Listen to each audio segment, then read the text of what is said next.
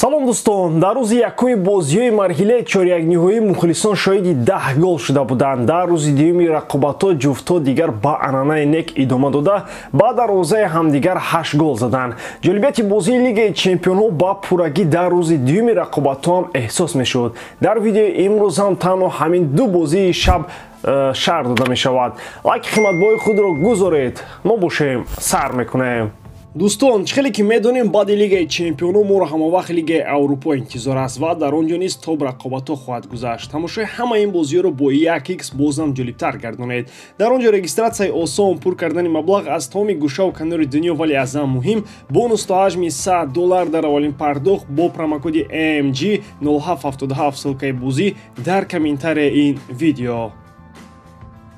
бозии асоситарин албатта ки миёни дастҳои ду дастпарвари мактаби футболи каталонӣ дар варзишгоҳи Парк де Пренс доир шуд. Дар майдони хонагии ПСЖ Хави дар муқобили собиқ бозингар ва сармураббии Барселона Луис Энрике истод шуд ва тавонист собиқ мураббиашро шикаст диҳад. Дар ин бозӣ ҳам голи аввалин ба барвақтӣ зада шуд ва муаллифи он меҳмонон буданд. Ин маврид ситораи асосии дидор Килиан Мбаппе ҳеҷ роҳи раҳоӣ аз таъқиби ҳимоятгарони Барсаро дар майдон пайдо карда натавонист. Чӣ тавре вақти бозии Ситию Реал хатари асосии мадридиён Ҷуд Беллингем илоҷе барои голзанӣ надошт, ҳоли Мбаппе ҳам дирӯз чунин буд. Ба голи аввалини каталониҳо дар иҷрои Рафиня парижиён ду посухи дандоншикан доданд ва гумон мерафт ки дигар фурсати рақсҳои Мбаппе ҳам фаро мерасад. Вале дар рафти бозӣ мо сценарияи тамоман дигарро дидем. Баръакси амалҳои мизбонон, Рафиня боз як голи дигар зад ва Кристенсен ҳам пoi ба майдон нагузошта аз голи севуми Барса истиқбол гирифт.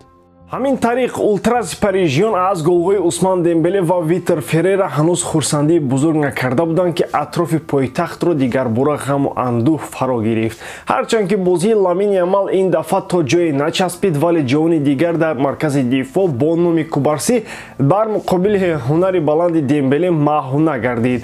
Усман ба дарвозаи собиқ дастааш гол зада аз он ҷашн гирифт ва акнун дар меҳмонӣ ӯро гарма как истиқбол мегиранд. Аз будани Килиан Мбаппе дар майдон ҳам дараке набуд ва ҳамин тариқ Барса тавонист бо пирӯзии сафарӣ 3-2 то бозии ҷавобӣ ба истироҳатӣ бо фароғат равад. Ба назарам пешгӯиҳои зеҳни сунъӣ оиди қаҳрамонии Барса дар мавсими феълии Лигаи Чемпионҳо ҳам дуруст мебароянд. Дар бозии дигари марҳилаи чорякниҳоии Лигаи Чемпионҳо бошад, мадридиёни Атлетико дар замини хеш Боруссияи Дормундро қабул намуданд. Ин бозӣ бошад баръакси рақобати парижӣ аз фурсатҳои аввал яктарафа сурат гирифт. Шогирдони Эл Чоло ба зудӣ тавонистанд дар замини хеш бартариро ба даст бигиранд ва аллакай дар дақиқаи чорум ба задани гол даст ёфтанд. Дастаи Терзиш баъди сар додани голи барвақтӣ аз Родриго де Паул барои задани голи ҷавобӣ ҳеҷ кори арзандаӣ накард.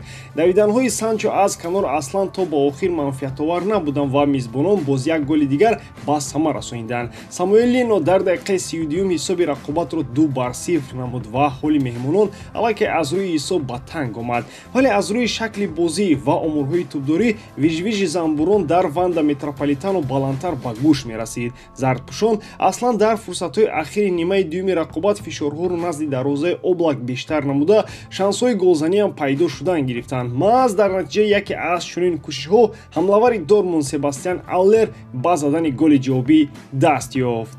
баъди ҳисоби 1-2 дастаи олмонӣ рӯҳан қавитар гардид ва на танҳо дигар гол сар надод, балки боз метавонист ҳисобро баробар кунад. Хулас ки рақобати аввалини ин ҷуфт дар Мадрид бо ҳисоби 2-1 ба нафъи Атлетико хотима ёфт, вале рафтан назди мухлисони девонаи олмонӣ бо бартари ҳамагӣ 1 гол ба Сигнал Идуна Парк барои ҷониби мадридӣ албатта хавфу хатари зиёд эҷод мекунад. Аз ҷониби дигар таҷрибаи Эл Чоло ва автобуси мадридӣ метавонад хати нимниҳоиро барои намояндаи Испания кафолат диҳад. ба ҳамин тамом ваъда ки эҷодкории ман ба шумо писанд меояд. Лайк, комментария ва дар канал обуна шуданро аз ёд набароред. бо шумо мисли ҳар вақтан Муҳаммад Гаиров. хай бародарон, дар паноҳи Аллоҳ.